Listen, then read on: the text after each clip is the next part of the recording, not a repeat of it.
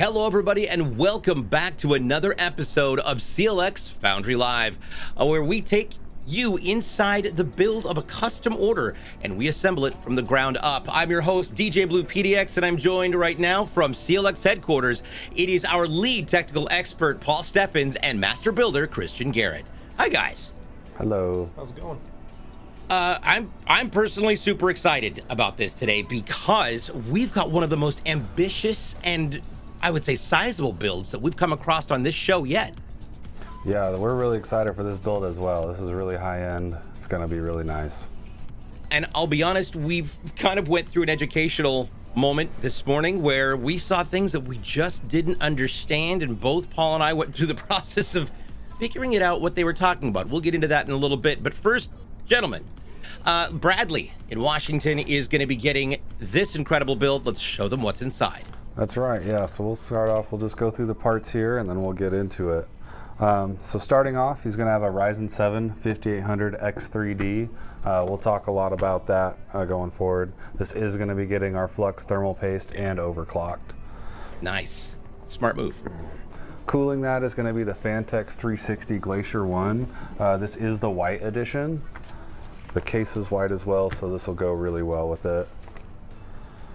Awesome. And for our motherboard, we're going to be using an ASUS CROSSHAIR 8 Extreme. That is a heavy box right there. To my understanding, is an extreme motherboard. Yeah, it's as extreme as it gets for this chipset. Yeah. For our memory, we've got 2 sticks of G.SKILL Trident Z Neo. These are 32 gig sticks. 2 of those for a total of 64 gigs of RAM. Wow. For our storage on our main drive, we've got a 2 terabyte Samsung 980 Pro, and then for our storage drive is an 8 terabyte 870 QVO. Yo, I'm so jealous. I've wanted an 8 terabyte solid like NVMe so badly. That would be so nice. Yeah, 10 terabytes of storage on this thing. This is going to be a beast. Yeah.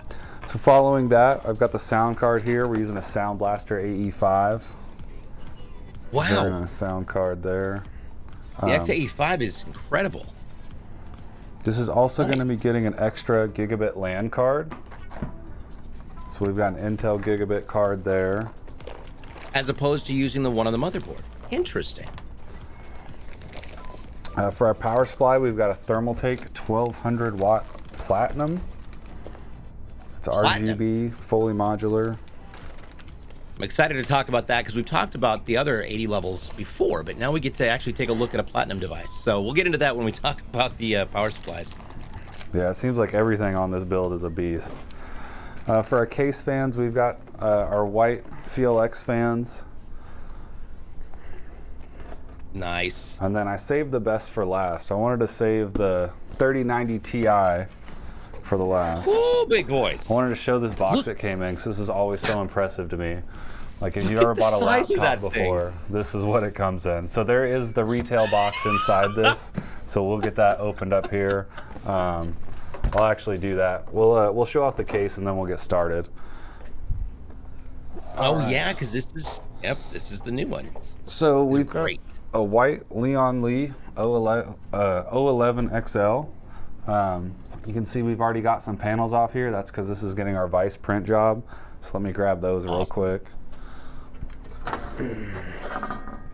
This is the first time we've done this print job. We've done a couple raws on here, but we haven't got to do a VIII yet, so we're also pretty excited about that. Here, I'll give you the front one, Christian. You can show that. So we've got our front and our side panel. There we go. So these will look great once we get them all installed. So we'll come back to these at the end here. All right. It's hard not to call it Miami Vice because I know that's branded, but it is. it's such a great design. Yeah, it is.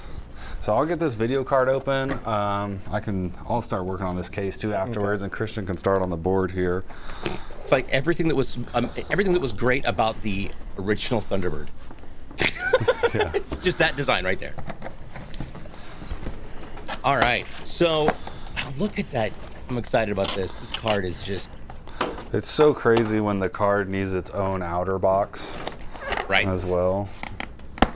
So we're gonna have a lot of questions about this this specific motherboard they're pulling out. It is a monster and probably one of the greatest motherboards I've ever seen, and I think it's pretty much top. It's the top-notch motherboard for the AM4 socket. Yeah, that's correct. This board is just, I mean, it's in the name. It's extreme. I don't really know what else to say about it. It's pretty crazy. Yep. There we go. Finally got a chance to look at the face of that 3090 Ti. Yeah. So like I said before, this is an ASUS 3090 Ti. This is the tough gaming. 24 gigs of RAM, RGB, all the good stuff. That's incredible. All right, so first things we're doing right now is Christian's going to be assembling the items of the motherboard. We talk about this each week, and there's a couple things I want to discuss with you guys. With a board like this, I noticed there's a lot of plating on it. And we're going to talk about what, I want you to kind of point out what those are and why they're important. There's a lot of different covers. Yeah, so there is a lot going on with this board. Now in the past, most of the covers that we've seen on here are all for heat dissipation. So that's what a lot of this is. Up top, like standard, we've got our north bridge heat sinks right here, some on the south bridge, but then since this board is high-end enough, a lot of the bottom parts are for aesthetic as well. It does have heat sinks for all the M.2 slots that are under, where you can kind of see that mirror and where he's peeling right now. Yeah. And then we've got some buttons too over here for testing and whatnot. So interesting. And of course, we're going with that AMD Ryzen 7 5800X 3D. This is what Paul and I had to research today to talk about, and it's wildly impressive. And I'm going to use this is what's surprising, and I think most people will find this interesting. And I'm going to use their words, AMD's words. This will actually outperform the Ryzen 9 5900X because it has got this new AMD 3D technology. Let's talk a little bit about why that's important. yes, like you said, this is kind of new to all of us here. This is their new configuration. So with this design, as we learned, this is going to allow them to have a lot bigger cache and be able to actually layer that on top of the chip itself. So it's just, I mean, the performance out of these is crazy. It's really good. So I took some notes off of the video that we both watched, and to explain it to everybody while you're getting that in there, they do something called die thinning and hybrid bond 3D.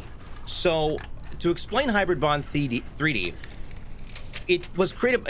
They came up with this from a Dutch scientist named Johanna. So basically, the rule is any two perfectly flat and smooth surfaces will automatically create a bond together. It brings them together, and that's just natural event. It creates a single cohesive unit. So if you think about the last time you got brand new dollar bills, right? They stick together. It's hard to get them apart because they are perfectly flat, and therefore they're bonded. And that's why you always want to put old bills in between new bills so they don't get stuck because the old bills are crumpled. But that's how they do this. And what's incredible about this is that they've managed to fit, by stacking using that comprehensive technology, 96 megs of L3 cache. 96. I've never heard of that before. Yeah, it's crazy, you know, seeing how much can be on there. And I think it kind of gives you a glimpse into the future too. You know, who knows what it'll be. They might add more and more layers. So the thing that I find interesting is the industry standard for these items. Like the average industry standard for an L1 level cache on a processor usually runs between 256 kilobytes to 1 meg.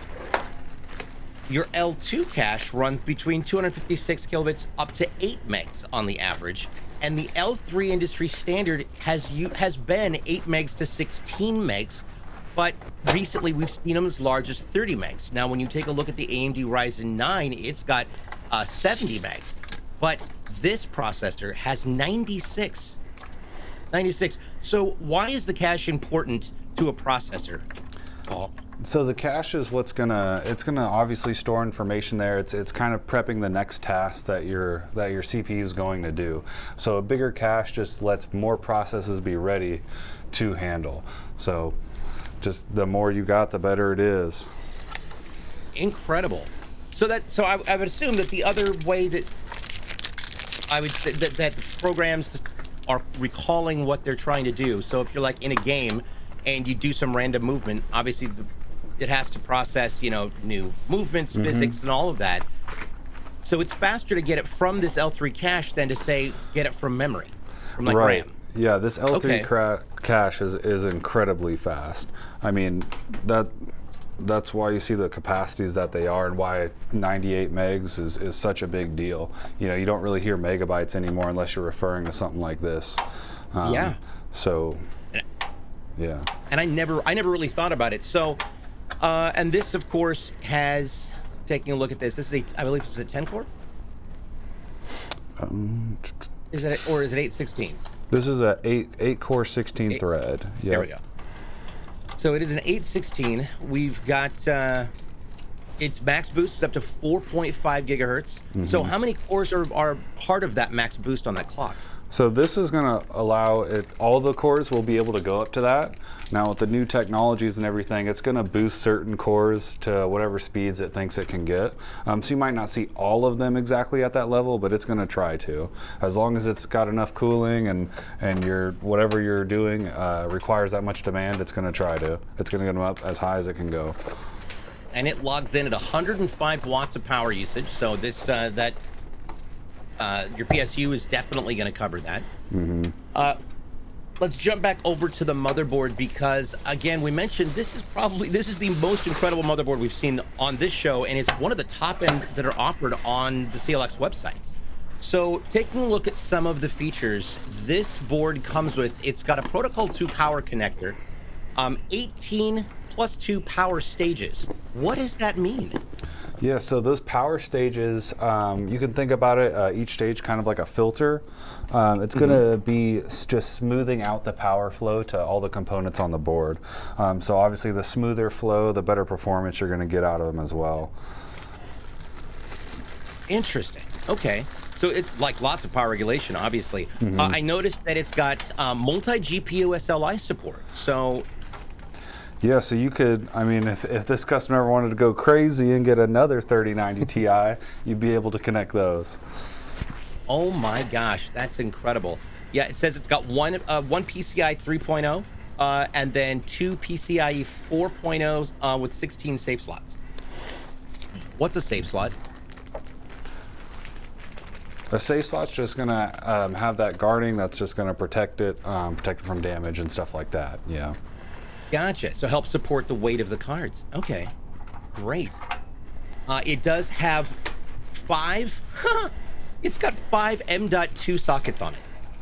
Yeah, 5 M.2. Yeah, and they all have heat shields on them as well, which is pretty impressive. That's astounding. Sorry, the audio's cutting out a little bit here, DJ. We're talking about capacity of the NVMe drives. No, I want the heat of the NVMe. They run hotter the larger they are, yeah. Yeah, they'll run hot, and it kind of depends on read and write speeds as well. So obviously something that runs faster is going to be hotter. So if you're like downloading a game to your to that NVMe drive, how fast it's going, that's going to be where it generates a lot of heat. Obviously, if you're playing that game, it's going to be using the drive, so that'll get it warm. But you're probably going to see it at its highest temperatures when you're putting something on the drive or taking it off. Gotcha. This motherboard also comes with 4 different RAM slots. This board runs DDR4, and he's already got 64 gigs RAM going into this machine. So really, you could go up to 8, I would think. Yeah, this board is going to have a really high capacity. So, and going with this two 32 gig route leaves himself open for a lot of upgrades in the future. A single 32 gig is pretty crazy, so having 2 of those is awesome. I don't even have 32 gigs in my total in my system at home, so. Me either. Yeah. Board comes with the 2 Ethernet slots as well, so he's gonna have 3 3 total Ethernet ports in this build. We see that too if the customer wants to do some networking in their home or wherever they're using it. It's kind of nice to be able to plug, just run Ethernet from a different computer to this computer as opposed to going through, your normal router and modem setup. The computer itself can act like that, act like a modem or a router. Wow, that's, yeah, so, and again, I'm impressed with, it's got a 10 gigabit Ethernet and a 2.5, which is wild. Yeah. Absolutely wild. So, we didn't really talk about the case. How many USB ports does the case have on it? All right, so this case is gonna have a Type-C, 1 Type-C and 2 3.0s coming out the front right here. There you go.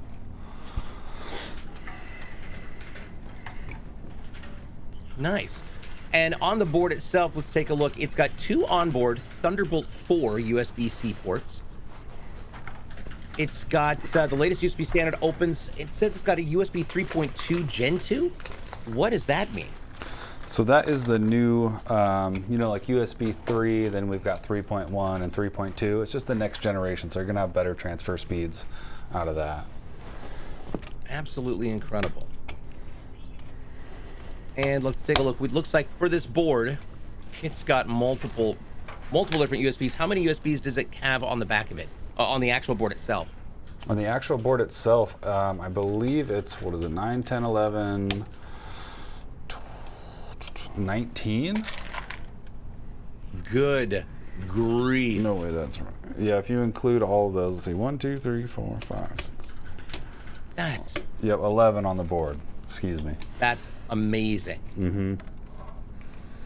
Yeah, 8. Jeez, that's truly impressive. It also comes with an optical audio out. Mm-hmm. So this is, I don't think I've ever seen a board this powerful.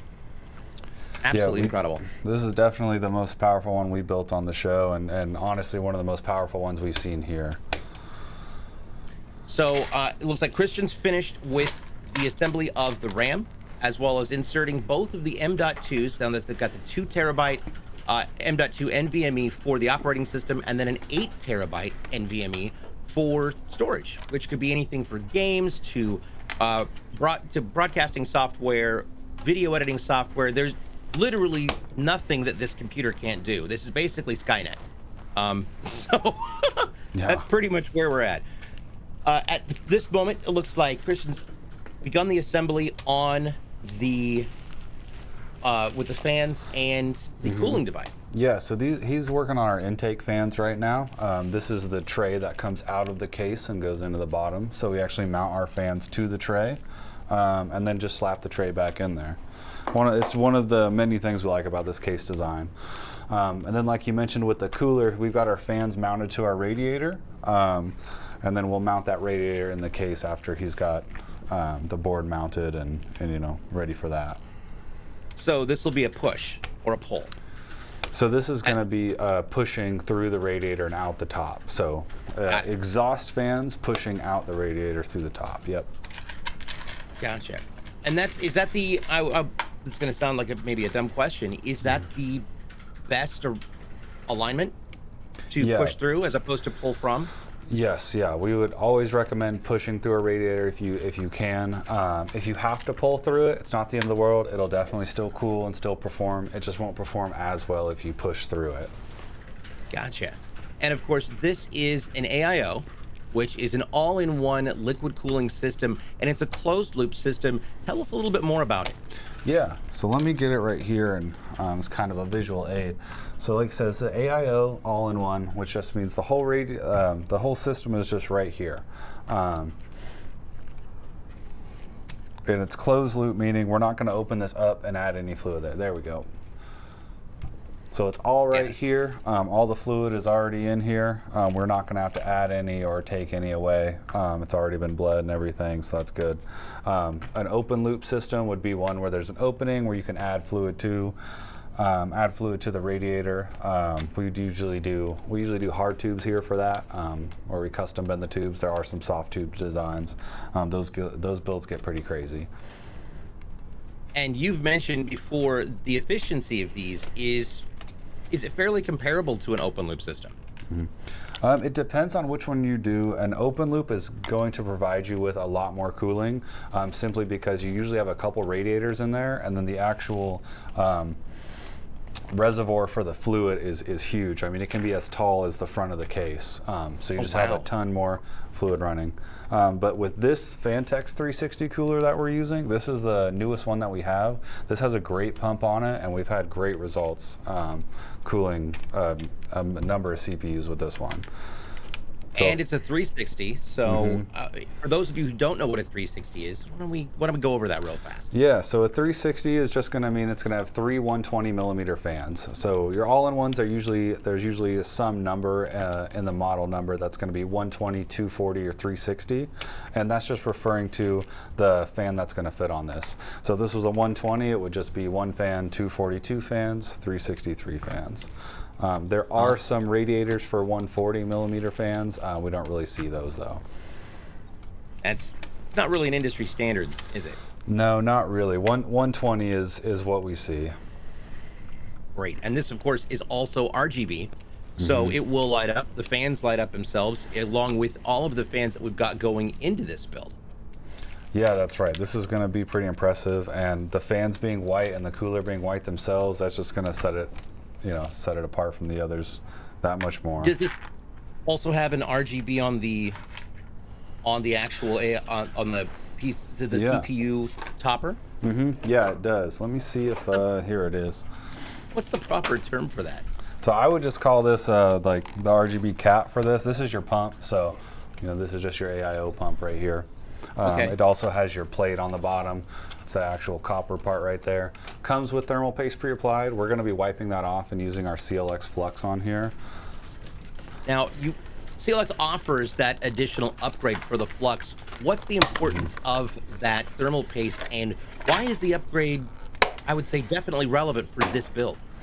Yeah, so first off, thermal paste, you always need it regardless of whatever it is. You're going to notice it. Your system will probably turn on if you don't have it, but it's going to get pretty hot, and you'll notice that. So you always want thermal paste. This is obviously a paste. Once this gets hot and is on, this will sit physically on top of the processor, which is what will get hot. It turns more into a liquid than a paste.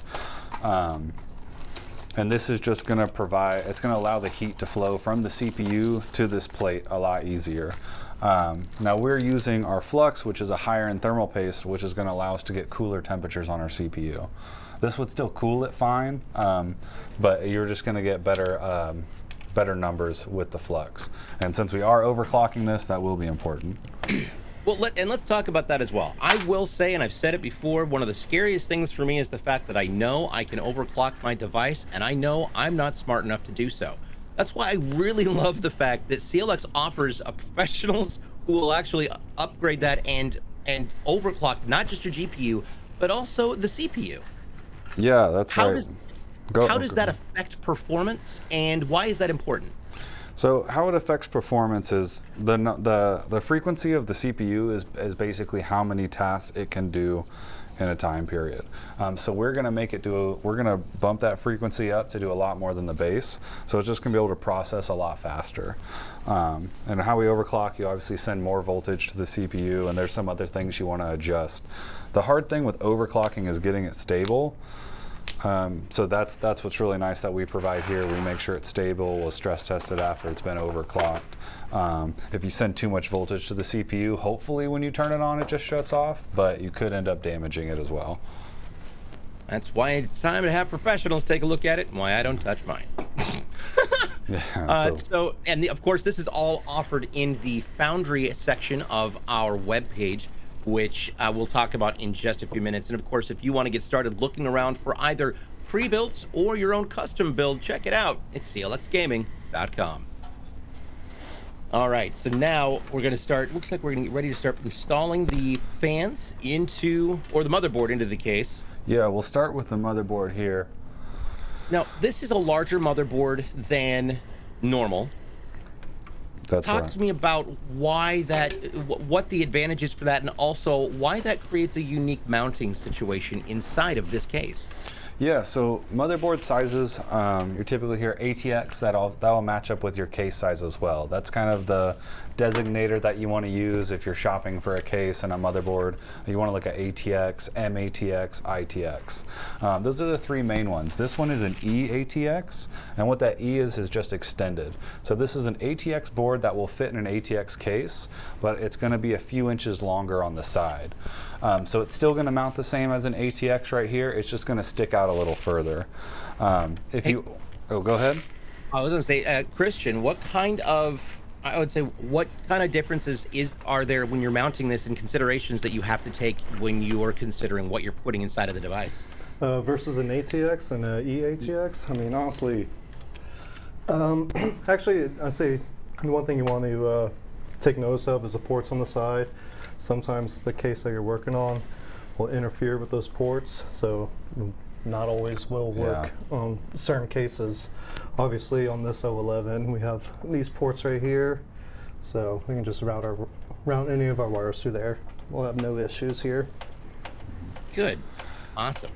And if you are shopping for a case and you do want an EATX board, on the case it should also tell you if it can support EATX. One of the nice things about that problem button that happens on the CLX website, which we'll also talk about in a minute. So we've got a 3090 Ti, which is traditionally known for being a very warm, it's a hot card. It's a powerful card. It's maniac level powerful, but it also runs really warm.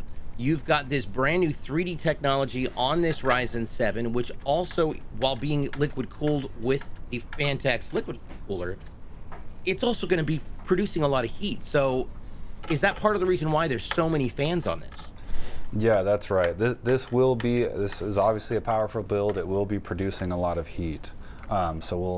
That's why we're using 7 case fans here. We'll get a bunch of fresh air in through the bottom to cool off the peripheral cards and the GPU itself. Obviously all the other components, and that'll all blow out the top and the back.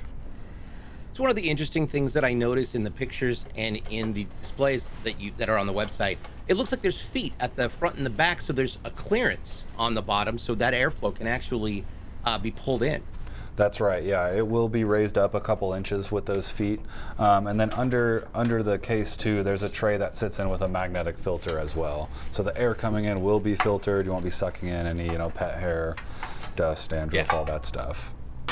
One of my favorite features about these cases, Paul, tell me about these magnetic screens. Yeah, these magnetic screens are great. So I can just show you right here as he's working on it now. I mean, how easy it was.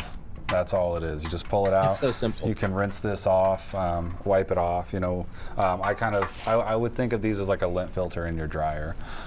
So this is going to obviously be for the bottom. It's nice in this tray here. Just slides right in. And then for our top panel, we've got one that's magnetic as well. That's on top, and then 2 for the back.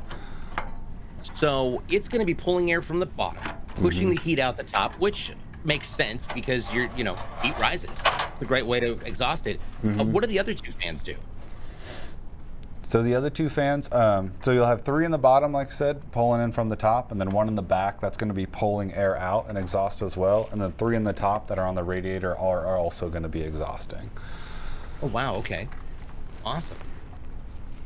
Incredible. I love the fact that there's a space in the back, which we'll take a look at once we get to that point, but there's actually a channel behind the motherboard that also provides for airflow as well as hard drive quick access ports. Yeah, that's right. The hard drive access ports are really nice. You can see them on the back of the case in this shot here. Actually, if we can go back to that other one. Yeah, right here, these 2. These are obviously thumb screws here. You can open those, and out swaps, or in those is our hot swappable bays for our hard drives. This doesn't have any mechanical hard drive, so we're not going to be using those. We might actually mount, I'm not sure, we'll be mounting the 2.5 inch in there? Okay, we will be mounting the 2.5 inch in there, so these will get used. And that's also what Christian plugged in right here. He's got 4 SATA cables right here, and those run to the back of those, so you won't have to, the SATA cables and the power is all going to be plugged in, powering that bay, even without a drive in there. So we'll be able to just throw a drive in there and it'll be good to go. Incredible. Going back to the motherboard real fast, I was looking through their heat sinks, and there's some things that I will again haven't heard of, and some other things that might need explaining. So on the top there, it has something called a VRM heatsink. Yeah. What does that do? So that is, these right here, our VRMs is what gets really hot when your processor's doing a lot of work. The more you overclock it, the hotter they're gonna be.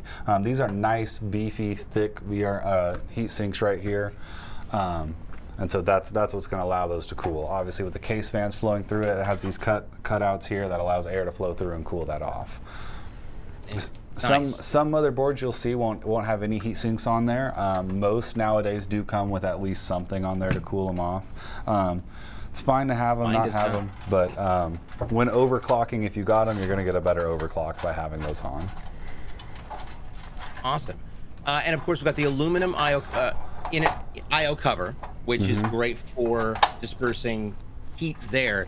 So down below that, there's an expanded VRM heatsink. So is that just for picking up all the heat that's coming across the other side of it? That's right. Yep, that's all right here, and this aluminum IO is right here on the back. Something we like with these is the IO shields pre-installed. You see that more on higher end boards now, which is really nice. Messing around with an IO shield and having to pop it in there can be a pain sometimes. And they're extremely sharp. You might cut yourself without even knowing it. So having them all right there pre-installed is nice. I've used them as razor blades before. So. yeah, you could definitely use them to cut open a box pretty easy. So also next to the processor, we've got what they call high conductivity thermal pads. What do those do? Yeah, so those thermal pads is kind of like a thermal paste, and that's what's actually going to be sitting under our heat sinks and touching the physical components. So all of our M.2 covers as well. Do you have the M.2 cover off right now? I do, actually. Let me see that. I'll this show one you right right here. Take a look at that. Yep, that one this is gets so plugged beefy into the motherboard, and it's a display. Wow. So this is something you won't see very often. Your M.2 heat shield having a wire coming out of it. So this is going to plug into our board. Yep. So this is actually going to light up and be a display. It will display some information on here. I'm not exactly sure what, but we might even be able to see temperatures on here. Like I said, I'm not exactly sure to this board, but on these higher end boards, we see temperatures. Sometimes you can program like a little GIF to run throughout. It gets crazy. Oh, that's great. Really got everything. Yeah, this is so thick. Most of them are thinner than this. This is a really chonky boy right here. But going back to this thermal pads, that's what this is right here. So this obviously has a film on it. We'll take that off. And this is the part that's going to actually be touching our M.2 drive. Now these thermal pads are almost kind of like it's a sticky kind of squishy texture. It's a little weird. It's kind of like a flat, smooth, chewed up piece of gum. Is the best way I could describe it. And, nice. And that is what's under all of the heat sinks on this board that's touching the physical components. And that includes the large branded, it says Republic of Gamers, chipset heatsink, which it's another term that I'm unfamiliar with. It says, what is a large chipset heatsink? Yeah, so on your motherboard, obviously your main chip's going to be your CPU that you install, but on motherboards there's a north bridge and a south bridge, and each of those are kind of like smaller chips themselves that do certain things. So the north bridge is up top, and that's where we see most of our heat spreaders there, and that's going to communicate with the CPU itself, kind of prepare the information. It does get hot since it is a processor, and that's why we have those heat sinks there. Now where the branding is on this, that's our south bridge. That does some other different functions on the board. That's obviously a small processor itself, so that gets hot. So that's why there's a heat shield on that as well. Interesting.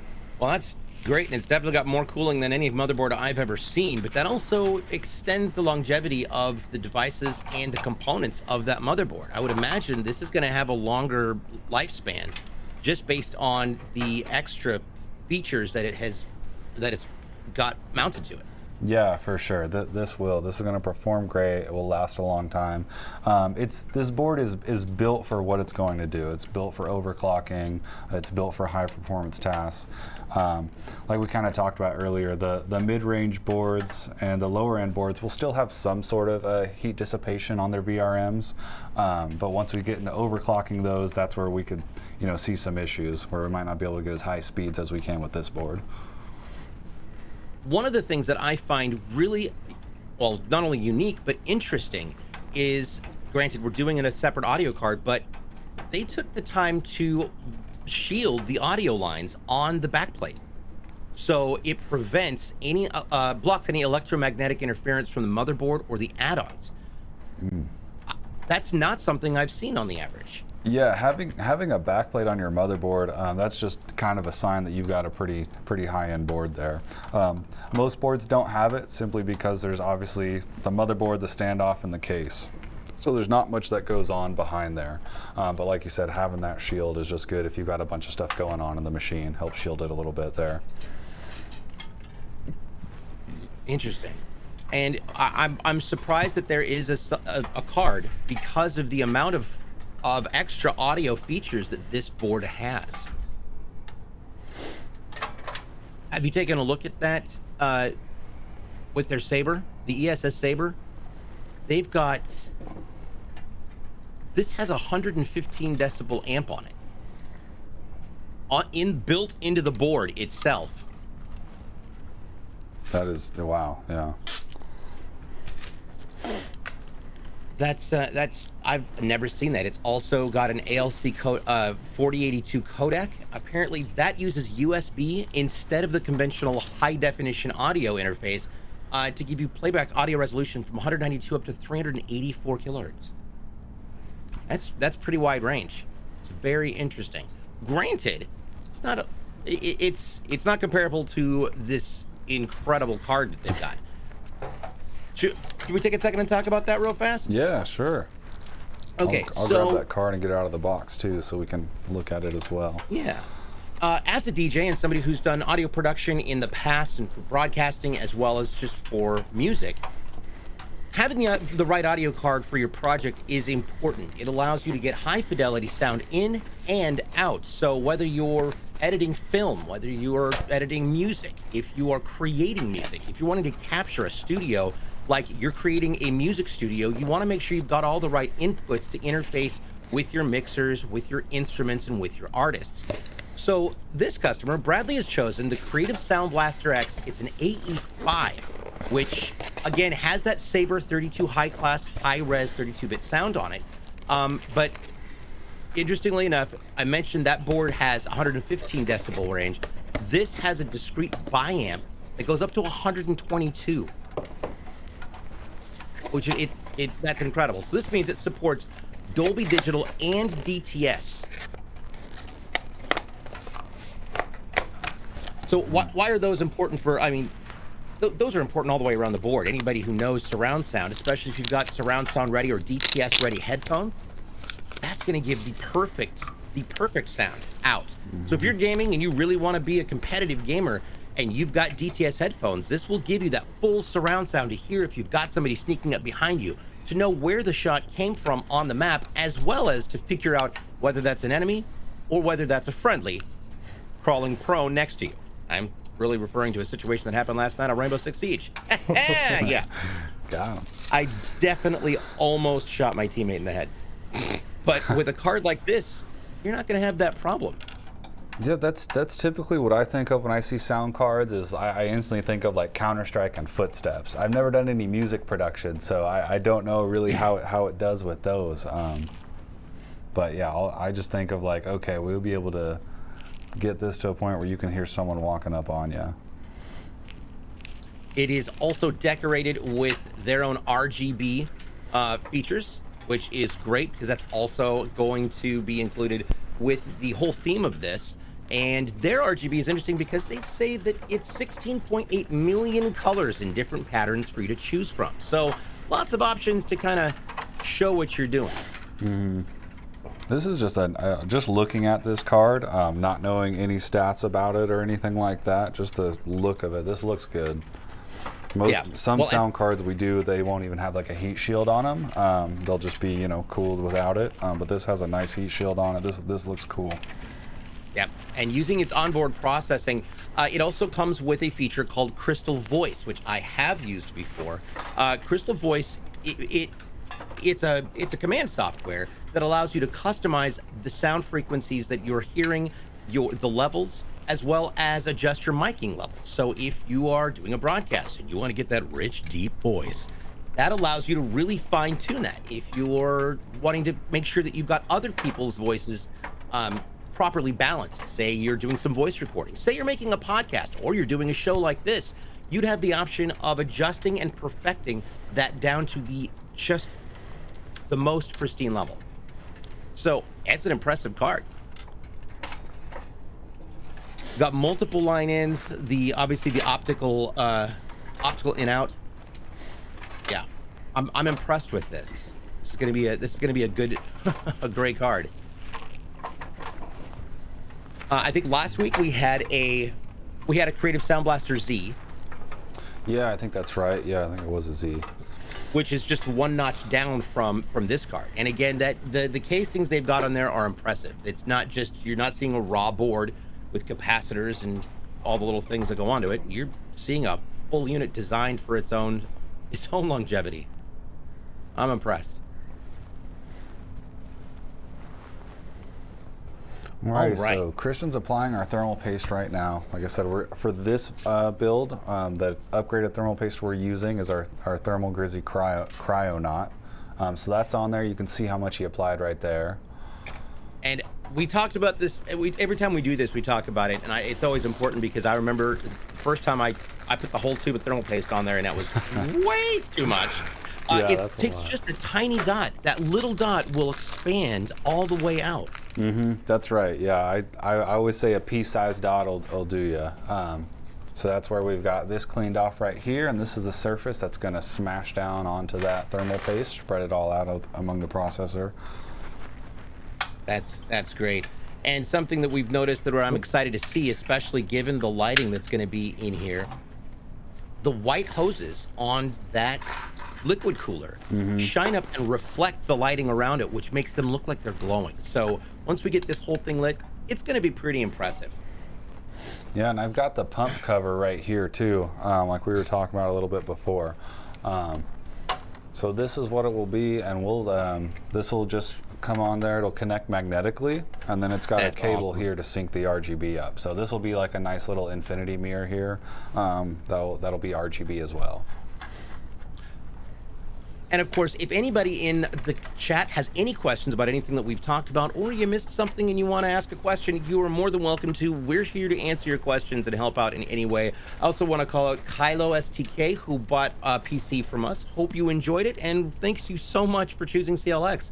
Mighty Endeavors in the house agreeing. He says a dot and X is optimal for the thermal paste. Oh yeah, I've seen some people use that. I always go with the dot. That's my method, but an X will do all right too. I'll use the X for like a Threadripper or like a, let's see, or like a 2066 or something like that, a larger processor. The bigger chipsets, the bigger chips. So Christian, explain to me what the X concept is. I mean, you apply your thermal paste and an X on your chip. As small of an X as possible, or just? I mean, you're going to go, I don't know. It's kind of hard. I wouldn't say corner to corner, but it'll be a decent size X. I'd probably 2-3 inches. I guess it depends on. Obviously, depends on. Threadripper's huge, so you'll probably have a bigger one there. So that's a gigantic processor physically. Yes. Yeah, the Threadripper is probably. I mean, it's bigger than this cap here. It might be a little shorter, but it's definitely wider. I take it that has to be liquid cooled. That would be. Seems like a monster of a chip. Yeah, if we ever get them, we always liquid cooler. I'm sure there's some air cooler, like aftermarket air coolers on the market for them. I have not seen one of those, but I'm sure it exists. But yeah, I would definitely recommend liquid cooling those. So J. Ruse asked, which AIO is that? Is the pump in the radiator? Yeah, this is the Phanteks. Let me grab here. This is our Phanteks Glacier 1 360. This one is in white. We do sell it in black as well. This is what the retail box will look like for it. And this has a newer generation pump on it, and we've got a lot of luck with this. If I was going to recommend you an all-in-one to get, it would be this one, as long as budget isn't a problem. Yeah, I'm super excited about that. This one it's great. It looks cool. Oh, and Mighty Endeavor brought up the apparently the Threadripper Pro 5000 series released this week. Interesting. Wow. I have to check that out. Yeah, we're gonna have to look at that. It's been a long time since we've seen, or since I've built a Threadripper personally. That's well, I mean, I can't imagine that they are. I would imagine that they're worth the money that you would spend on them. Mm-hmm. How do I say that without sounding like it's like they're not economically sound? Crazy. They're just giant workhorses. Yeah, they're definitely designed. They are designed for, you know, high intense tasks. So, you know, if you're not doing those, it's definitely not. Wouldn't suggest getting one unless you just want to go all out. Top 64 cores is $6,450 just for. Yeah, oh yeah, 64 cores, $100. 128 threads. Yeah, $100 per core. Yep, that's a thing. That's definitely a thing. All right. So he's finishing getting the radiator installed. Mm-hmm. And that pump. Yep, got the radiator installed, the pump in there, that cover on there, and then we ran the wire out the back for that. I do love those rubber grommet pathways. It's just kind of keeps your cords going and everything. One of the things that still impresses me considerably is Christian's ability to create what looks like an easy process of cable management. And we'll take a look at that in a few. Looks like he's hooking up the audio card right now. Yeah. So or no, he's putting in, or is that the? That is the audio card. Yep. Okay. So typically with these, like, the case has an HD audio cable. Usually you'll always plug that into the board. The header is usually located on the lower left side of the board.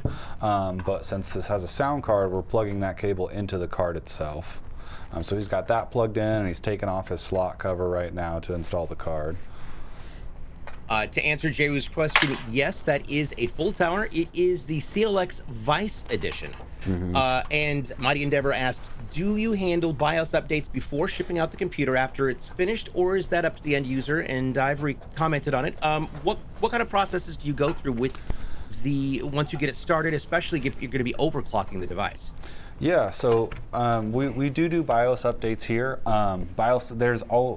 Sometimes they release BIOS updates pretty frequently. So if you buy a machine from us and it doesn't have the most current BIOS update, that would be why. But for this one, for example, this is a 5800X 3D, so we are definitely going to have to do a BIOS update on this since the processor's so new. Eventually, the motherboard manufacturers, once a new BIOS comes out, obviously they'll load that BIOS on the motherboard, so when we get those, you know, some of those we don't have to do a BIOS update on. But that's the first thing we do after the system's built. We boot it up, and then we look at the BIOS. So we'll set a bunch of things in there, and that's how we're going to do the overclock in that as well. Yeah.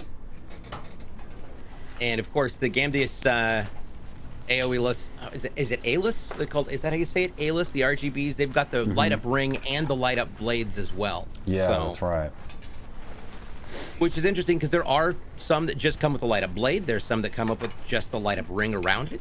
And then there's the duals. So... And there's multiple different options for fans on the website. Taking a look now at the back. Let's, Christian, what you up to over there? I'm just trying to get this rat nest cleaned up a little bit. So let's talk about what goes into that. So, just tightening up the cables as much as I can. I like to work my way from the top down, and really just try to take my time, figure out which routing would look the best, and going from there. Gotcha.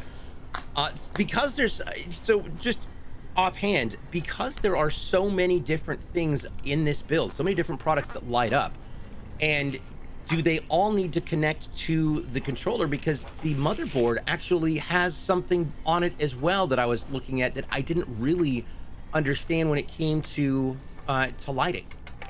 So all the RGBs are going to be synced to the motherboard on this build. Okay. So fans, power supply, that What did we decide to call that plate? Yeah, the RGB. The RGB plate. The RGB CPU plate. Pump plate, pump cover. That's all going to be synced up to the motherboard. Yeah, so the ROG fan controller apparently also offers 6 additional headers that can be controlled via FanExpert 4. It also comes along with 2 different thermistors that will check the temperatures in multiple different areas of the board. That, I would imagine, is pretty helpful. Yeah, that can be really helpful in troubleshooting, and that's going to be able to be viewed with the motherboard software or even in the BIOS as well. Excellent. Excellent. That's really good. That's, again, I'm fascinated by these things. These are things I didn't understand. I didn't understand what they were. So, speaking of which, can you explain to me what it means when they say headers? Yeah, so the headers is what's going to, it's the male part of the board that you're going to plug whatever it is into. So it'll actually be just metal pins sticking out of the board. I'm trying to see if I've got anything in here to use as an example, but we can show you once that comes back over. And let's take a look. So, question coming in from the chat. So this is, and of course, the processor is the AMD Ryzen 7 5800X3D. And Mighty Endeavor asked, how do you overclock a CPU that's not really meant to be overclocked with the 5800X3D? Yeah, so what we'll do is we'll go into the BIOS, and the first thing we'll do is look at voltage, and that's what we'll start adjusting first. So we'll try to get a stable clock there, get it a little bit higher, and then we can start messing with frequencies and timings and stuff like that to get it up there. Yeah, so it does, according to AMD's website, it does say that the max boost clock is 4.5 gigahertz, which is great. And for those of you who missed or who just came in, we talked a little bit earlier about the processor, and this is one of the most unique processors I know that all three of us have ever seen. It's the 5800X3D manages to use a really new technology to get to accrue 98 megs of L3 cache. It's kind of impressive. So they use a thing called die thinning and then hybrid bond 3D. So they stack all these different elements on top of each other, and because they are basically molecularly perfect surfaces that are flat, they automatically bond. It's just physics. It's like 2 brand new dollar bills. You notice how it's always so hard to get them apart? It's because they're perfectly flat and laying on top of each other. It's the same. That's what they're doing here, which is interesting. I will tell you that the base clock for the Ryzen 7 Endeavor is 3.4 gigs. So there's a little bit of leeway there. You got a good gigahertz worth of speed variance in that. It does also mention that the max operating temperature for this is 90 degrees Celsius. What is the average you usually see on these? So on the Ryzen 7s, they do run pretty warm, typically after a burn-in and past burn-in, and we're gonna shut the machine down after that.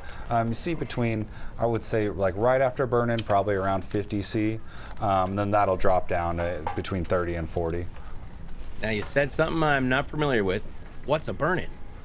So a burn-in it's a process that we do to make sure the system is running great and nothing's going to break right away when we send to the customer. So we do 12-hour burn-ins here where we'll run certain softwares, Firmark, Cinebench. There's quite a few out there that we run to give you Photoshop. There you go. Yeah, Photoshop might be a good one for some. And that's going to basically stress test your components. It's going to run them pretty warm, and we do that and make sure, obviously if something's going to break, that's 90% of the time, probably more than 90%, that's where it's going to break. So we do that, like I said, we do that for 12 hours and make sure it's good, and then that's how we know we have a stable machine. Yeah. And again, it's really interesting when you take a look at the comparisons of the X5800X3D versus the 5900X, and the fact that from a core performance standard, it actually outperforms it when it comes to data access speed. It's it sits very similar in some of the comparisons, and that's coming directly from AMD. And if you'd like to know more about this, check it out on their website at AMD.com. honestly, that video was extremely helpful in understanding how this processor works and why those new features are important. Yeah, kudos to that guy who explained it in that video. It was a really good demonstration of how they came up with it and how it works. ROG also included a thing called the water cooling zone. So it says a dual water temperature headers and a flow rate header feed information straight into the AI suite. So this is actually designed to be used with an open or closed loop system.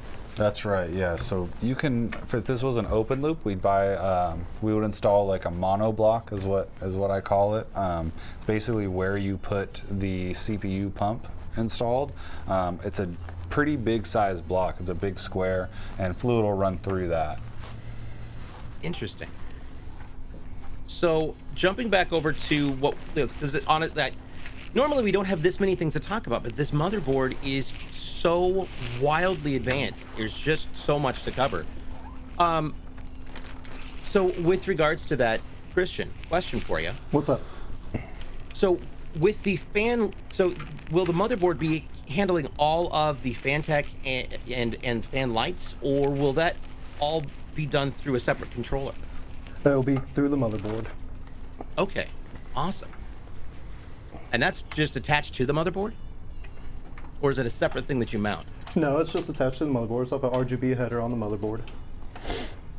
So your RGBs is either going to be a 4-pin or a 3-pin. This one looks like we're going to be using a 3-pin header, and that'll just be typically they're on the bottom of the board. This board's probably got them all over, since it is a higher end one, usually at their bottom or at the top. Okay. And so all of our RGB components will go come together and then go to the motherboard through that connection. I do know that we, to talk just real fast about the one element that's different is Puploki. Hi, welcome. The Intel graphics, Intel Gigabit Ethernet card. That's, I mean, it's a single, it's just a gigabit card. That's it. That's right. Yeah. This is a unique about gigabit it? LAN card right here. I don't know, hand here. Yeah. These are available to add to your system here if you have the need to. I'm sure this customer does, being the fact that he's got 2 on the motherboard and 1 here. Right. So this will just, obviously I don't know what he's using it for, but it'll give him another port for networking or whatever he wants to do. So he's got the 10 gigabyte port on the board, plus the 2.5 gigabyte port on the board, and a single gigabit in the card. That's right. Yep. That's a lot of networking, but there's also a lot of things you can do. I know that when I was working at the radio station, we often sent sound via Ethernet. So you can run sound between devices. Yeah. Yeah, we could actually. It was interesting. We had adapters, so we could go from XLR to Ethernet, and it just pumps the sound right through it. Really? Which was from XLR. unique. That's cool. I didn't know that existed. So I'm wondering if maybe he has a digital audio workstation that, like a master mixing board, that also might be something that he's doing and pulling music through, or from a studio. This could very much be going into a sound studio. I would be very interested to find out what this is going to be used for, because there's so many unique pieces to it. So many. Yeah, that would be. I would like to know as well. I feel like typically when you have the 2 Ethernet ports on the motherboard, that's usually for maybe like you said, you have a separate system and you want to use this system as kind of like the router in between and not have to worry about tying into your home system and just a really fast connection. Yep. And if you've got a high-speed server that maybe is your data point where you're storing most of your projects, 8 terabytes would be the right size. If you're doing a large project and you have a lot of audio files or a lot of audio and video files, they may be a video processing team, because this would definitely work. You'd need that 10.5 to go back to the server for the rest of the people on the project. Could be game development. This is, yeah, my brain is spinning in circles. I'm thinking there's so many different applications for this. Yeah, you're right. There really is. It's pretty cool to have a machine this high end. It's so capable. Yeah. To point out real fast what Christian's doing is using zip ties to put this together, and For those of you who might happen to need to get into your system, maybe replace something, maybe upgrade something, it is always important, and I can't point this out enough. Once you take the back panel off, if you have to go ahead and take out cables, take a picture of how everything's bundled up before you do it, so you can get everything back in the way that it came, the way that it's supposed to. Christian, why is proper cable management important? Well, for one, airflow. So if you got a bunch of wires just blocking your fans, obviously it's not going to get airflow through your case over your hot components. So really, I mean, that keeps a cooler case. Excuse me, keeps the case cooler and gives us better temps, better performance, and at the end of the day, it just looks a lot better. Speaking of looking a lot better, let's take a moment and talk about our website. I know that we've got some great stuff coming in from Jason. Whether you're looking for something as a personal PC, whether you're looking for something that is going to be a workhorse, like what we're building here, from video to gaming to audio, CLX Gaming has it all. At clxgaming.com, you also don't have to worry if you're not familiar with the products that you want to use. If you want to build your own machine, it's fine. We've got you covered. You can select everything from the chassis to the core to you name it. Everything that goes into this build can be done here. And if for some reason you end up running into an error, don't worry, we've got you covered. There'll be a button where it says add to cart. We'll simply change to view conflict. You click it and the system will give you options to correct the conflict. Say you choose RAM that's not available for that motherboard. Say you chose a motherboard that's not compatible with the case. It'll tell you how to fix it, and it'll guide you through the process. These are all features that are available along with our pre-built systems. We have PCs, even laptops, from the smallest form factor to full-size rigs, including giant machines that can be used as servers. It's all available right here. For all of your gaming needs, and to fit it just the way that you need it, we also offer certain models with branding. You can actually get paint jobs on there, their special designs, and on those specific machines, you, as a streamer, as a content creator, as a producer, can get your branding right on your machine to show off your pride in your projects. For all of this and more, head on over to our website, clxgaming.com, and build your machine for the future. Sorry, I'm trying new taglines. But yeah, there we go. And coming here, looking in some questions here. So Pup Lucky asked, doesn't this case have the cable manager panels, or is that the new one? I'm not exactly sure what panels you're referring to there, Pup Loki, but this does have cable management panels. This right here, let me show this. So this is this panel. It's going to sit right in the middle here where Christian's working. We can go back to that other shot. Right here, this plate sits, connects there. So it does have recesses in there where the cables will sit all nicely. So if those are the panels you're referring to, yep, they are on there. Awesome. We like this case design for those wires to kind of sit in that recessed area there. Sorry, DJ. Yeah. Oh, no, you're good. We usually talk about this, about the quick access panels on there, and there's little plates. What are those for? Yeah, so these plates right here, we could mount more fans if we wanted to there. We would take those plates out, and then that does have rails to mount fans as well. If we don't have fans there, we obviously don't need air coming back there. We'd rather that air stay and cool our components, so that's why those plates are there. Wow. So for extreme machines like this, you can add even more fans. That's incredible. Mm-hmm. On the back of this device, we're not going to look at it right now because Christian's doing all the wiring. Let's not interrupt the man in the process. Yeah. But there's also quick access bays, which we'll flip around and show here in a little bit, that are for hard drives. What's the purpose behind those, and how do they function? Yeah, so those bays are really nice. It's probably my favorite thing about the case because it's kind of quirky and we don't see it in a lot of cases here. But that's going to allow us to install any 3.5 inch and 2.5 inch drives and just slide them right in. So you can see in this shot right here, these two black squares right there, that's where the 3.5-inch and 2.5-inch drives are going to go. You can see these cables running out right here, and there's some up top. That's our SATA power and SATA data. And so those are powering that slot itself. We don't have any drives in there right now, but these cables, the datas are plugged into the motherboard, and the powers will be plugged into the power supply, obviously. So we won't have to unplug or plug in any hard drives. We'll just take them out and put them in. So you just slide it right on in and it automatically connects. Yep, that's right. This 2.5-inch drive we'll be putting in there, so we'll see that in a little bit. That's incredible. Yeah, I love that design. It's just so convenient. I don't even do that much, you know, swapping drives around, but I just like having the ability to.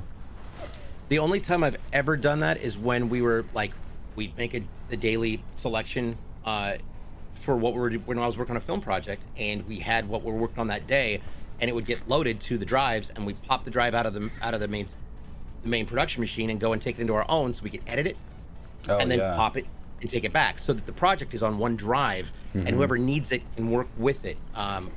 It made it a lot easier than having it server connected, because then people would be working on the project and do updates in the process. We're like, no, one person at a time. Oh yeah.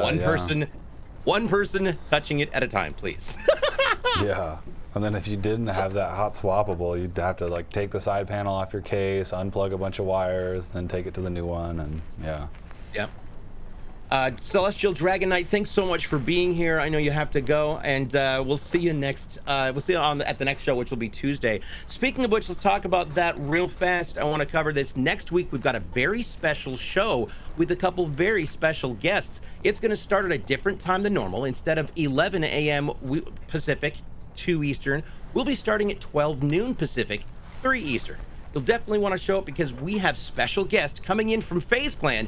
It's Mew, and Mew's winner of the PC. Next week, we're going to be building that live on stream with them. It's going to be so much fun. You don't want to miss it. If you've got any questions for Mew or their winner, it's going to be rad. I'm super excited, because this is going to be an incredible build again. Yeah, I'm really excited to have the person getting the computer being there with us while we're doing it. I think that's so cool.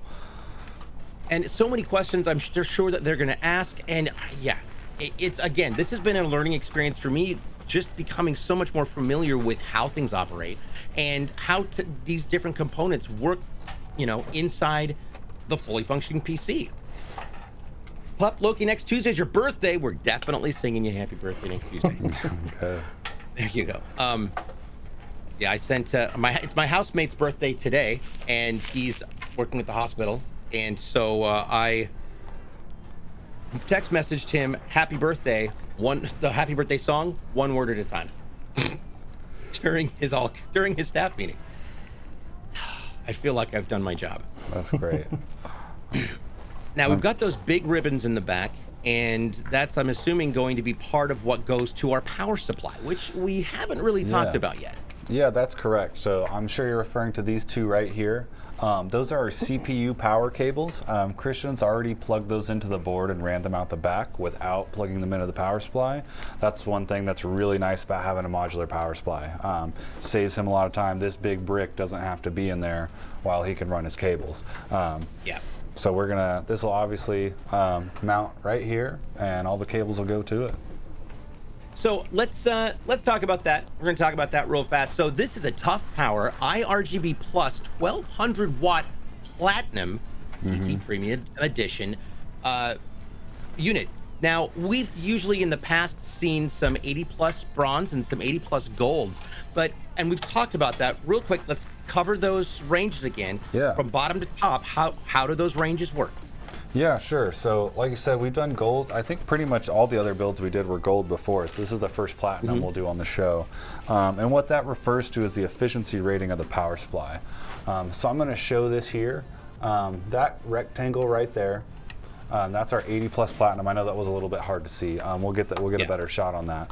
But you have 80 plus just plain, which would be a white rectangle. And then you have bronze, silver, gold, platinum, titanium.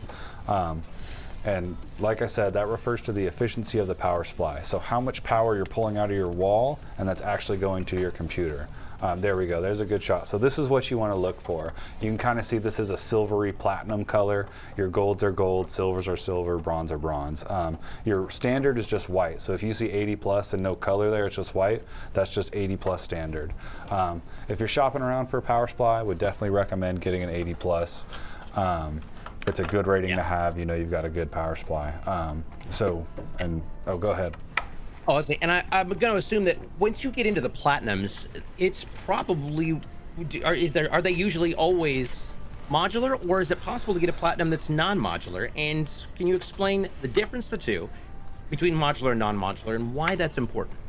Yeah, so typically when you're up in that platinum range, it's going to be modular. I haven't seen a non-modular version. If you're paying that much for a power supply, obviously you're going to want it to be modular. One might exist out there, but I would assume for the most part, they're all going to be modular. And what that refers to is how the cables are for the power supply. So in this shot right here, you can see all these connections here. I know that's a little blurry. There we go. So this is going to be where our 24-pin CPUs, SATA cables, video card cables are all going to plug into that. This is fully modular, which means there's no cables coming out of this box. You have fully modular, semi-modular, and non-modular.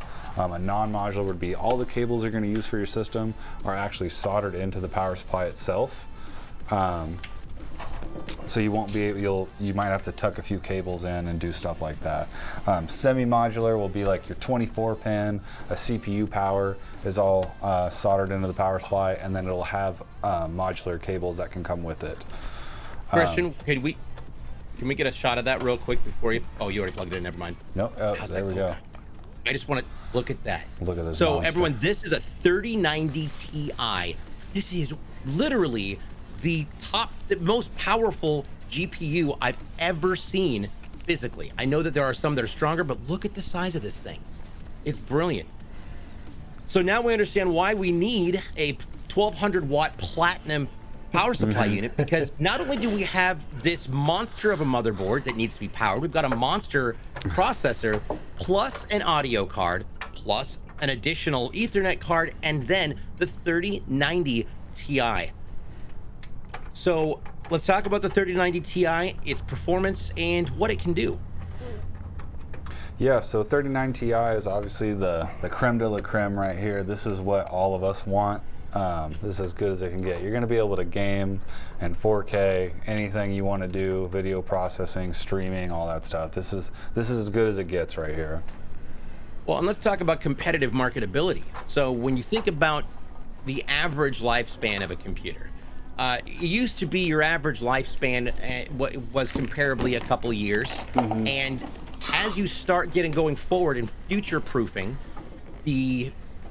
so that you're not having to basically replace anything, this is going to be pretty powerful comparatively for a pretty long time. Yeah, this is going to be a powerful card for minimum 5 years. You could probably still be playing games, 10 years from now on it. I think so. When you go this high end, it's going to last you a while. I mean, I'm sure there's people out there that are still gaming on 980 Ti's, 780 Ti's, maybe. That was me. Yeah, that was you. Now, Christian, what you doing right there? So right now, this is the hot swap bays that you and Paul were talking about earlier. What we're looking at. So, got the 2.5 you can see the here. port in that shot. This is that 8 terabyte Samsung 2.5 drive. I'm just going to screw it onto this plate, and that's a solid state, correct? Yes, yeah, 2.5 solid state drive. Nice. Gorgeous. It's weird to think that 8 terabytes fits in something so small. That's true. Given the size of things before. Bams Jr., welcome. Glad to have you here. And of course, if you have any questions about what you're seeing right now, all you've got to do is ask in the chat. We're more than welcome to answer it for you. So you're going to mount that in there. That gives it the right framing and holds it into the position to plug directly into the plugs inside the bay. You can see that plug right now. It's got a great camera shot on it. Just look right in there. It's in that little dark strip in the very top of it. That's going to be your plugins. That fits right into that drive. Yep. All you gotta do is just slide the tray in. And come on. Yeah. Slide on in. Get in there. Look. Oh, upside down. And that's a dual slot. It's a dual slot GPU. And is this the direct NVIDIA or is this a variant? This is a variant. So this is the ASUS TUF. Okay. What makes it different than a standard NVIDIA 3090 Ti? So the difference here is going to be the heat shield that's actually on the chip itself. Also, I'm sure it comes with a little bit of a higher base clock from ASUS as well. But really what you see, the biggest difference you're going to visually see is physically how the card looks. All the different manufacturers will put their own cooler on them, sometimes a bigger cooler, sometimes a smaller cooler. This obviously has 3 fans on it that are going to cool, standard fans. Some manufacturers will even put a blower style fan on there where it sucks air in on the side and blows it out the back. And of course, this Ti has 24 gigs of DDR6 video RAM.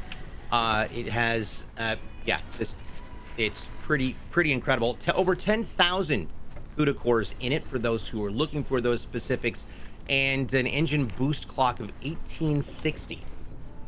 So I know you've explained it before, but just can you do it one more time? CUDA cores are what?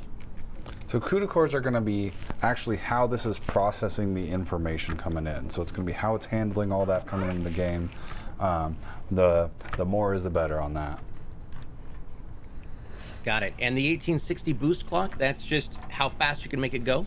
Yeah, so the boost clock is kind of like how the CPU has a boost clock as well. It's got a base operating clock speed, and then if the games you're playing are demanding more out of your card, it's going to boost up to that boost clock, a max up to that boost clock.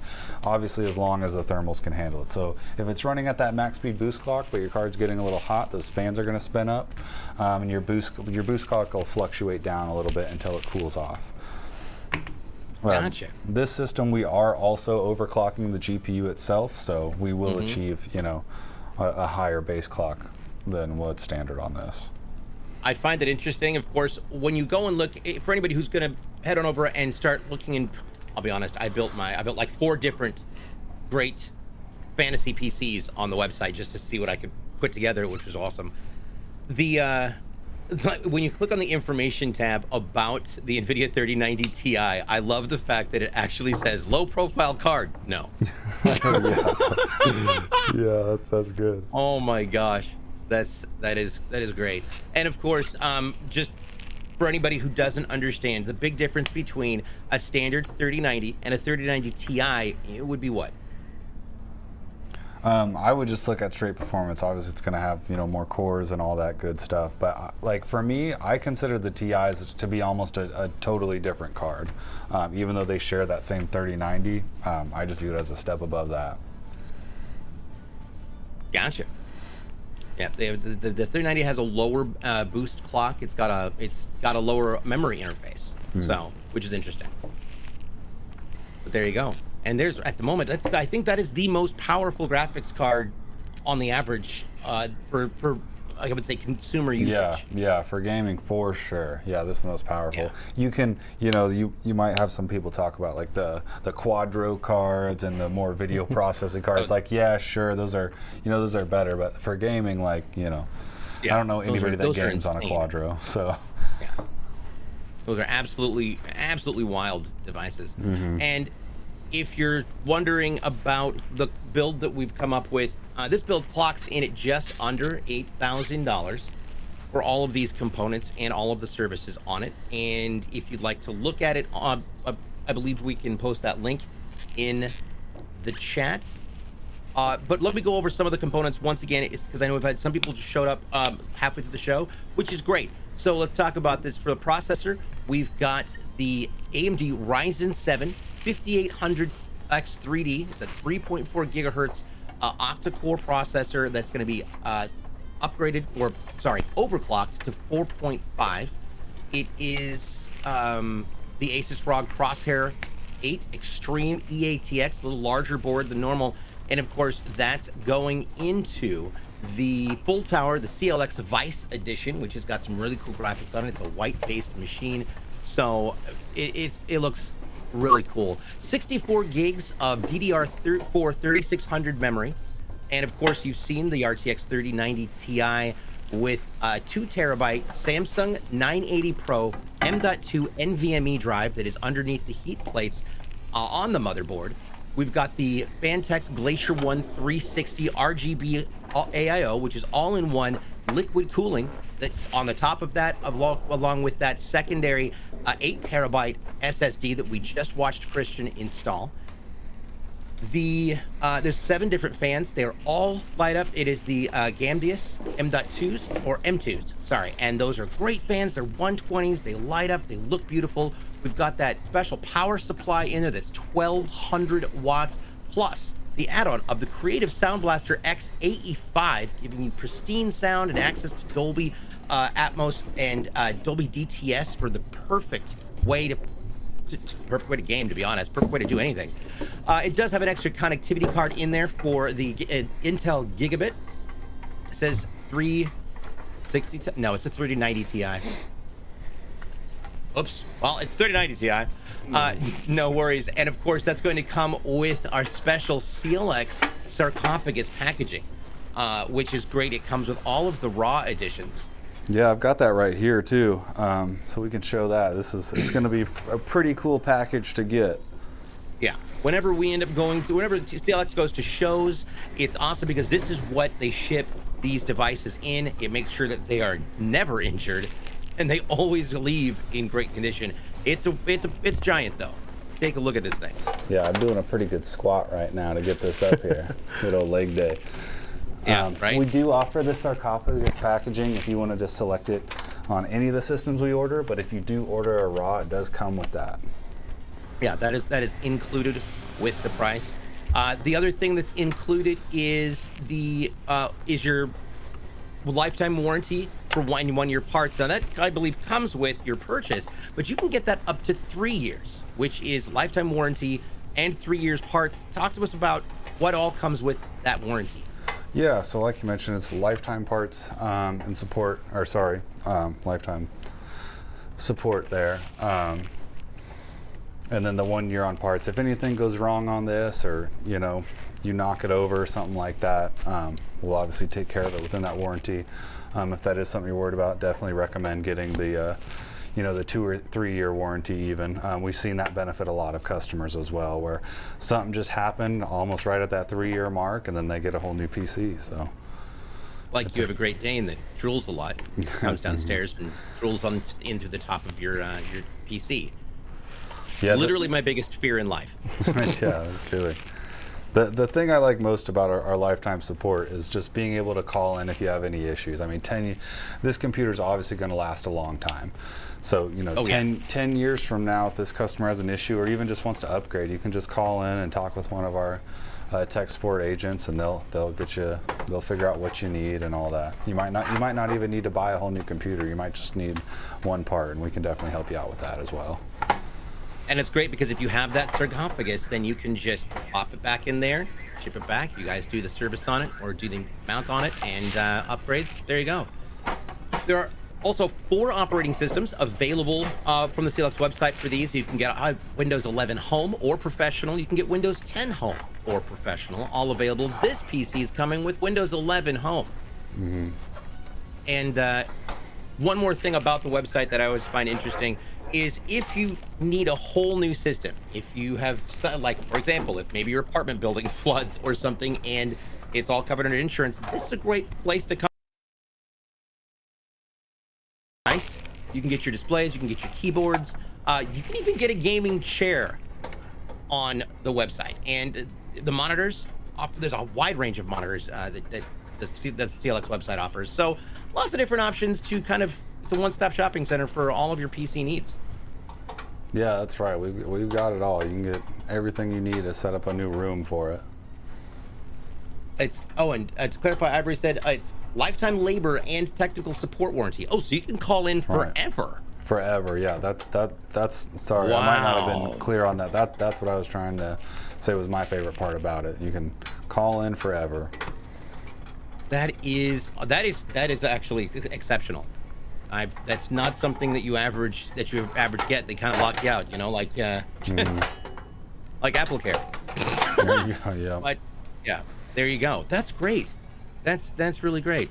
There's also some free games that come with different options. For example, with your different components, there's an NVIDIA special where you can get different games that are included with.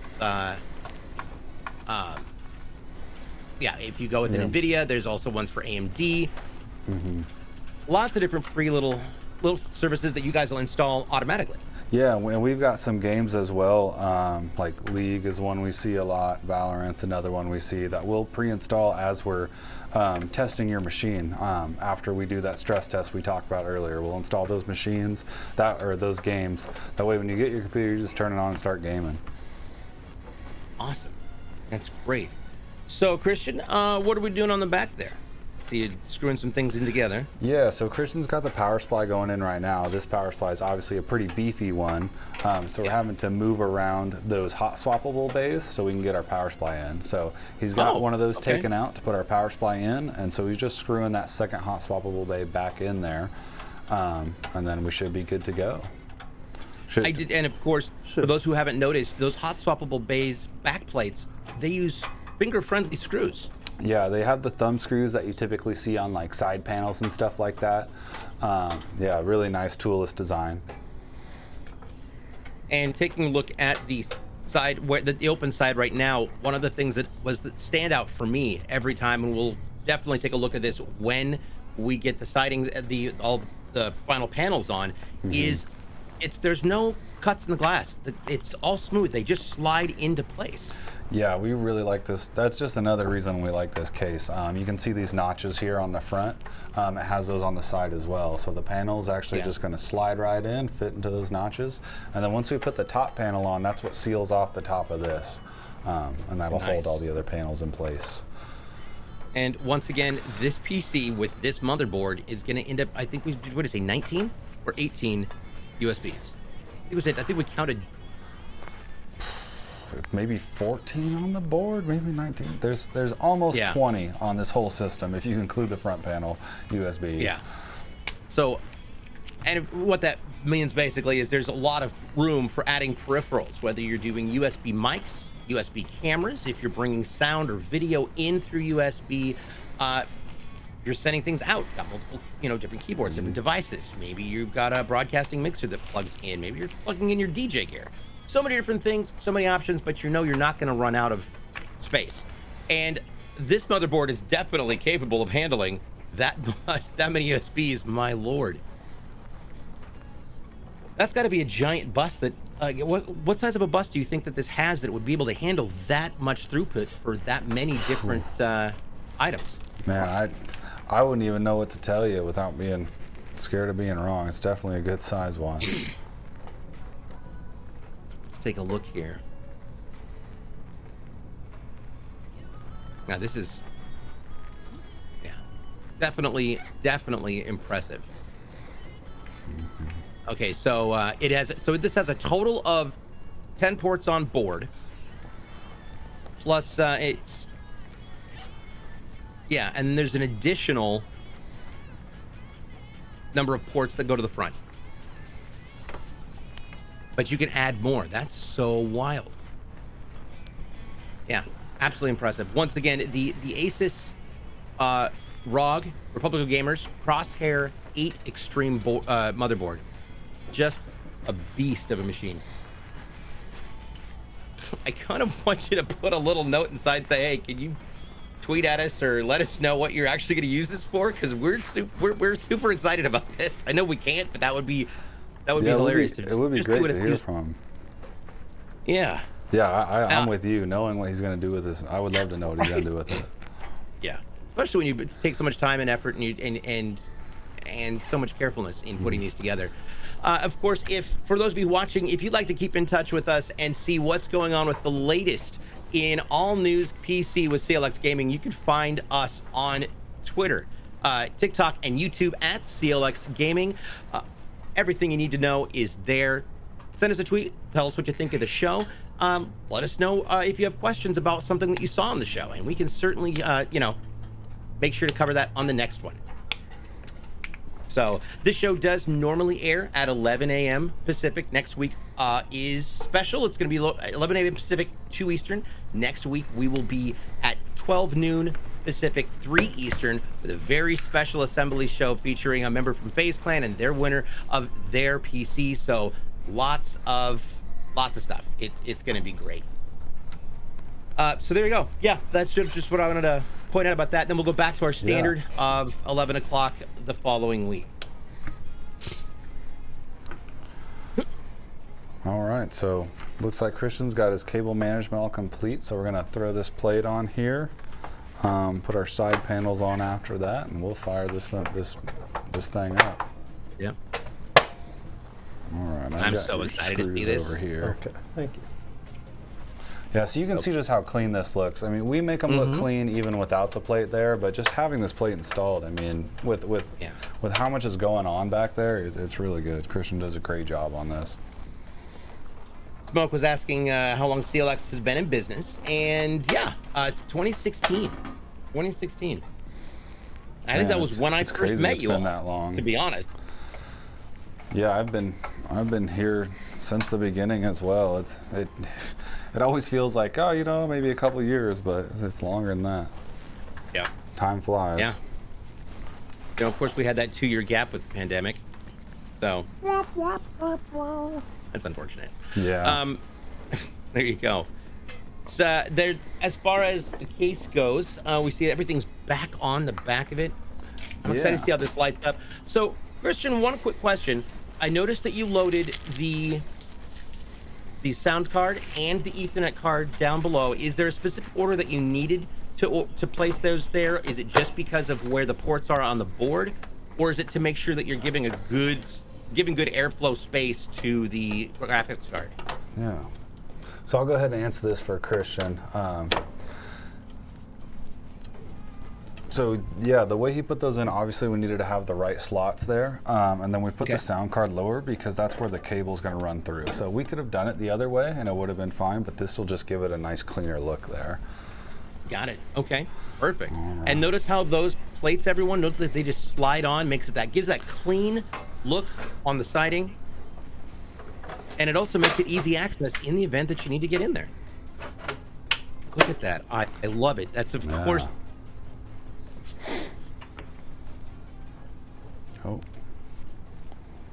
On the CLX website. There's the top panel.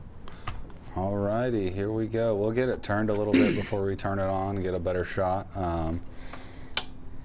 There we go. Actually, you're probably good right there, Christian. Okay. So we can tell we've got power right now because the motherboard's lighting up, and whenever you're ready, Christian.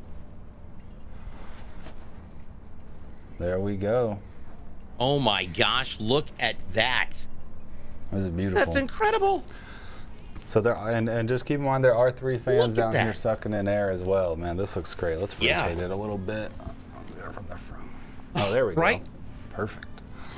Actually. Oh, did I go bleepy? Yeah. Look at that. And of course, it's so reflective. This is incredible. So reflective, so much light.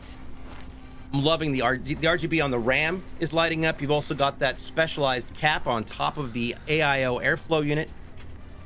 You've got the light up fans coming in from underneath that are pulling the air in. A total of 7 fans on this build, plus the rear fan, which is also an exhaust. Oh, or is that an intake? Yeah, it's an exhaust. Yep, you're right. It's an exhaust, yeah. So just adding that much more ability for it to get that hot air out, which I can guarantee this thing is going to need it. It's got that great space in the bottom. This person obviously knows what they're building, so I would assume at this point they're definitely not putting this on carpet. Huh. Yeah, it's great. Right. I love it. All right. Yeah, this is such a good look. I love the print job on these. I'm really glad we got to showcase a Vice today. We've been wanting to for a while, so thanks, Bradley, for ordering this. Absolutely. So Bradley's device will ship out, and we're going to be, I think that's going to be the end of it. Any final thoughts, gentlemen? Not much. Thank you guys for watching. We really appreciate it. We love doing this, so it's just fun to be able to do it. All right, so next Tuesday, you'll be able to join us at 12 noon Pacific, 3 Eastern for a special edition of the show with FaZe Clan's very own Muse and their winner of the PC while we get them built out right there in person with them asking all the questions. Don't forget, you can follow us again on our social media. That is Twitter, TikTok, and YouTube. And come back every Tuesday for more fun content with Foundry Live. On behalf of Paul and Christian, as well as Jason, who's in production. I'm DJ BluePDX. Thanks for watching. We'll see you next time. Take